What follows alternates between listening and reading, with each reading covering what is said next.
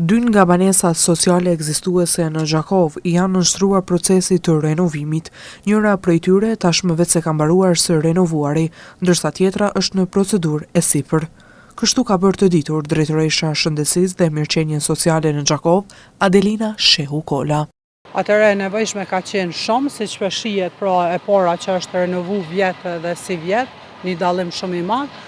Kjo qysh se janë ndërtu këtu ndërtesa asnjëherë nuk ka pas ndonjë renovim, edhe është një renovim total, siç shihet është ndrimi i kulmit, janë dyert, dritaret, hyrja kryesore, atëre janë pushimoret, shkallët, edhe fasada. Ajo bëri të ditur edhe për vlerën totale që përfshin renovimi total i dy prej banesave sociale.